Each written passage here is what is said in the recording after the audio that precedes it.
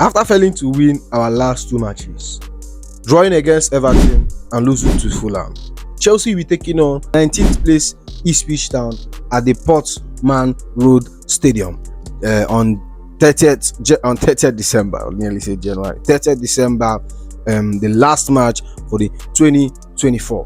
Chelsea would be facing Ipswich Town. This is going to be, or should I say, on papers, should be one of our easiest match. The last time we played Ipswich Town in the Premier League, I wasn't born yet. So go check it out. So in the last 22 years, it's been 22 years since 2002 January next year will make it 23 years the last time we faced Ipswich Town in the Premier League. We and this team has, I think, in our history, they have only won us once in the total time we have met. The last time we met Ipswich Town was in the FA Cup, which we trashed them 7-0 actually. The one before the 7-0 was 3-1. It's been long actually. The FA Cup was in 2011, so it's been like 11-12 years ago, and that team is like a totally different team right now, you get me? But before we get into the preview, first of all, smash the like button, you get me? Smash the like button, and at the end of the video, you like what I'm doing here, see more of me, you should subscribe to the channel, you get me? Let's get into the video. So first of all, Ipswich Town has been on a very, very, very terrible form, losing to Arsenal yesterday. Obviously, I would have done the video yesterday, but I wanted to see how the results will go. They lost to Arsenal yesterday 1-0. You get me? I didn't really watch the match. I don't give a fuck about Arsenal. I didn't really watch the match. So with them losing to Arsenal, that tallies it to them having only 1 win in their last 5 matches. That shows you how terrible they are. And in the last 10 matches, they have only 2 wins, they have 2 draws, and the rest are losses. The team is very, very terrible. See, I think this is the worst team we are playing. No, I think Southampton. Them and Southampton are going pound for pound. And I'll be giving you a lot of stats to be backing up my claims. You get me? And now, they are 19th position with 12 points. 10 points behind Manchester United. Who put this thing here? Who puts Manchester United here? Sorry, they are 12 points in the 19th position. Very, very terrible. In game week what? Game week 18?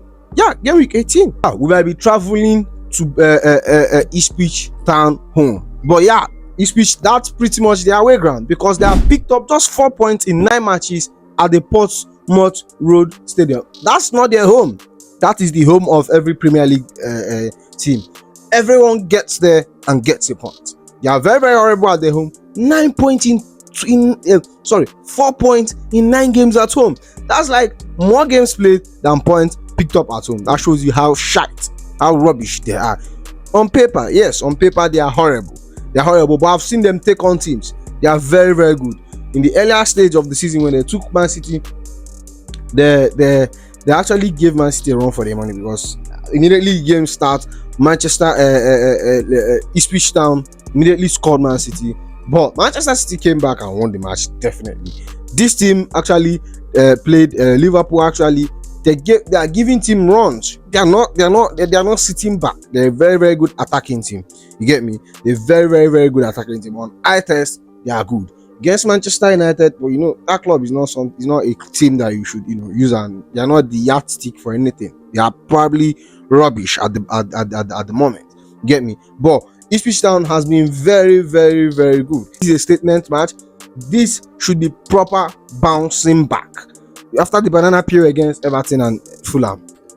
If we draw this match or lose this match, I'm losing it, and I'm crashing it into the manager, into the players after the match. But I don't want to crash in, and we are being chilled, guys, and I want to remain a chilled guy. So get me this point, keep me at the 3rd position, yeah, because I think definitely, I think after Arsenal plays, if they win their next match, yeah, we definitely drop.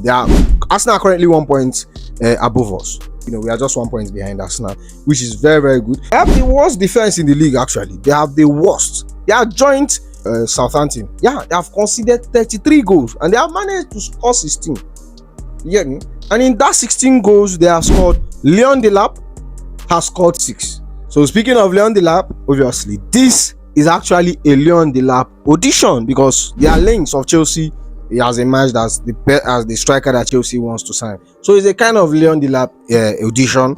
We as fans, even though I haven't watched much of Ipswich Town, I watched him against Manchester United. He's a very, very good striker. I would love to have him at Chelsea actually. But yeah, this is the Liam Delap audition. We have to see, he has to actually show us something. Show us something. He doesn't have to score, just show something. Yeah. And obviously, former, should I say academy boy, former player, which we saw them this summer, Omori Hutchinson, yeah, is equally there actually, has been doing good, one of their best players. You get me? Omori Hutchinson, very, very good. I think he's a right winger. Yeah, right winger has been good. One of their key players this season. And yeah, so let's in Enzo Maresca's press conference, he was asked about Noni Madueke and why he was not on the bench. Obviously, he was an obvious miss. I was like, yeah, it might be something, it might have to do with something with being the disciplinary P and stuff like that. And I think this is he said that Noni Madueke hasn't been training up to standard. This is the third time like he's doing it, because yeah, against Civiet, Noni Madueke was good, and then against Civiet actually he was dropped because he wasn't training well, and then he calls him out, or like he dropped him, and then he responded well. And against Aston Villa, yeah, he didn't play well, dropped him, he responded well. So like against Fulham, I think this is the third strike for Noni Madueke, but like that's not actually like us selling him or anything.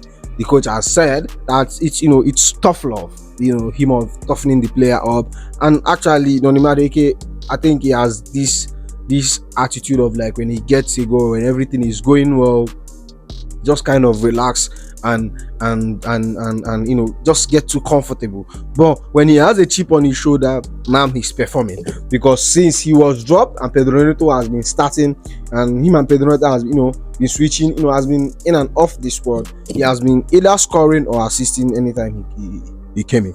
But since his hat-trick against Wolves, he hasn't done. I think he let us score one game against Nottingham Forest, and that's it. Obviously, Noni Madueke is a very, very good player. Yeah, like I said, his talent is very, very high. Noni Madueke has scored how many goals? Yeah, he has scored 5 goals, making him our third highest goal contributor in the Premier League this season. Bro, and when I say I will pick him over Pedro Neto, it's not because Pedro Neto has a very, very good work rate baller. For me, Noni Madueke is just exciting. I love my footballers be like Noni Madueke. Dribble, I love people that dribble. I love people that give me entertainment when watching football. I don't like boring football. Scottish. Nah, Noni Madueke is a proper baller, and I think the coach is just trying to toughen him up, because that brother, he has a very, very, very high ceiling. And on the other side, the coach equally calls out Renato Vega, because he was dropped against Fulham, and he was asked why. It was the same thing as Noni Madueke, and this is why I say we are not in the title race, because you watch these players at any, young lads like me, I can relate to them, and I understand when things are a little bit comfy, everyone kind of just drops, the motivation drops and stuff like that. You get me? And Enzo Maresca is doing well as a father figure to remind them, even when you are doing well, you don't have to drop, you don't have to take your foot off the gas, you have to keep going, keep hammering it. You get me? And I'm very, very happy with the way he's handling the whole thing. And you can say, he's being blunt and doing stuff. Let me say kudos to Noni Madueke for him responding well anytime the coach calls him out, because bro, it takes a lot, especially for most of these players that has a lot of egos. I'm not saying Noni Madueke doesn't have ego, because he has a very, very big ego. He has this arrogance about him, which I really, really like. But he kind of responds in a very, very positive manner when the coach calls him out. He doesn't go ranting, doesn't go granting interviews like some club does. You get me? Yeah. And what else? Kenan Drewsby, he was equally not available for Fulham game, and Enzo Maresca came out and said it's because of injury. And we still have likes of James, who is going to return in next month, and Fofana, Badiashile, who are still out. Mudryk, still out. So that's it on the team news. So let's get into my predicted 11, and I'll give you my scoreline prediction. So if you look on the screen here, this is my score, my predicted 11. I'll be starting Flip Jorgensen. It's not because Sanchez hasn't been good. But it's just I want Philippe Jogunso giving some good runs of games in the Premier League. Obviously, I started his first match against Southampton. Actually, I put him in. I was expecting him to start against Fulham, which he didn't. But our coach is very stubborn. I'm sure he's going to still go with Sanchez. But yeah, I will go with Jorgensen. I want him to start this match. But Sanchez has been good. It's not because of form, just because I want to see Jorgensen. That's all. And we go to our backline. We pretty much don't have another defender. I don't see Renato Vega starting there. So this is our two best possible centre back. That screams a lot in where we are. And I think this is a position we should be addressing come this January transfer window. We have Tosin Adrabayo and Levi Colwill as my two starting centre back. And we are on the right wing side. I have a man who his form has dropped. So he has been terrible this season. He has been very, very, very, very terrible this season. And that is Malo Gusto. Malo Gusto's form, like from where he was last season, like I don't know, maybe it's because his role, when he was under Pochettino, he was just like a typical traditional right wing, just move on high up the pitch, do your crossing, return back. Under Enzo Maresca, the assignment is like a little bit different. He has to you have to invert, you have to move certain way, you have to drop back, maybe too much information or something like that, and he's just trying to adapt to the system. Or maybe he's just a casualty, because when a team goes into a new system, it definitely happens when you see players players that normally play not being able to play. You get me? Players that normally play and we are not being able to play anymore. But yeah, we have seen it a couple of times. And on the other side is Marco Kurela, the best left back in the league. Like, even though it's our last match, I could have blamed him a little bit for us losing. I won't blame him. I'll blame the whole backline. The whole backline was actually rubbish. So it's not just an individual thing. Marco Kurela starts easily. Yeah, and make sure we have someone like Renato Vega on bench in case, so we could spice up things. You get me? And my two pivots, I don't know about Romeo Lavia, or no news on his fitness. I don't think, maybe he returns. Maybe he has returned, I don't know, but I think he's probably out. So I'll be starting with Enzo Fernandez and Moises Caicedo as my two center pivots. You get me? So yeah, Enzo Fernandez and Moises Caicedo, they have been very, very, very good. And actually, but then I don't know, that's where our substitution will come in. Likes of Cassidy, would they get a chance? The coach doesn't really trust them. And who else can play in that role? Bro, that's it. Romeo Lavia is out. And that is why, talks of, what's his name? Santos or Ugochukwu being recalled on loan that, has been going on. You get me? But since the new manager came at Southampton, Ugochukwu has actually started the last match. And, he was a sub in the one before that. So, I don't know. It doesn't look like Ugochukwu is coming back this January. But we just have to see. Maybe Santos, we just still have to see. Jusbior is out injured. Bro, the injury in our team is just becoming, a little bit horrible day by day. Like, bro, majority of our players, like, we are looking like Chelsea of last season. We are being plagued by injuries. You get me? And especially in our midfield position area, I think we are on qualities we are good, but numbers, nah.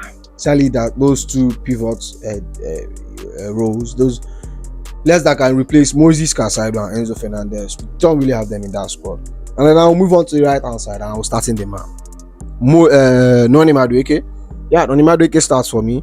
I think a game against Fulham was calling for Noni Madueke. The game against Everton was calling for Noni Madueke. Even though Pedro Neto, is good, I think is more direct than Noni Madueke. But in those matches, Noni Madueke could have easily dribbled past one or two players, create small spaces, open up those low block side. Him and Joao Felix has the ability to do this kind of things. But I don't know. When Enzo Maresca was asked why he didn't brought on Joao Felix, he says it was a tactical decision. So we just have to see what happens. But I'm definitely sure, because Enzo Maresca said he will be involved. Will he start? It's just totally up to the coach. But I would love to see him start actually. And on the number 10 row, we have Ice Freezing Cole Palmer. 12 goals. I think 12 goals and assists. 15 goal contribution this season alone. Bro, that's crazy. That's great. That's crazy. You get me? That's crazy. You get me? And then we'll move on to the other side. Yeah, initially I had a problem. I had some headache. Would I go with Joao Felix in the left wing side, or would I go with what's his name? Or would I go with Jordan Sancho? Obviously, Mudrik is not available, so he's not even being considered. But why I went with Jordan Sancho is that Joao Felix, I don't think when it comes to tracking back and helping the team defensively, that's not his.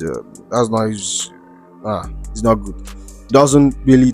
It's not like you don't track back, but Jordan Sancho does it well. Obviously, in our last match, Jordan Sancho wasn't really all that, but yeah, it is what it is. And I don't think I don't think Jordan Sancho starts three matches in a row. I think I see a spicing up. I see maybe Tyreek George. I don't think Tyreek George is ready to start a Premier League match. It just have to be up to Enzo Maresca, and we have to. That's the wing we have to look and see what Enzo Maresca would do there. Because if you look at the right wing side, it was okay. Pedro could come in. Is he going to start Christopher Nkunku? And we know Christopher Nkunku is not really that good there. We start Christopher Nkunku and then they kind of switch and stuff. And like I said, I don't want to see Christopher Nkunku in the number 9. I don't want to see him coming as a sub or anything, because bro, that brother cannot press. That brother cannot. Rather, he's being pressed. He's being pressed. You get me? So yeah. And the number 9 position we go with Nicholas Jackson. Like bro. Anytime Nicholas Jackson is off the team, it reminds us of like, yeah, this is my quality and this is what I can do, Yeah. So Nicholas Jackson starts for me easily at the number 9 position. Yeah. And what am I expecting in this match? Now let's get to the scoreline prediction. Yeah.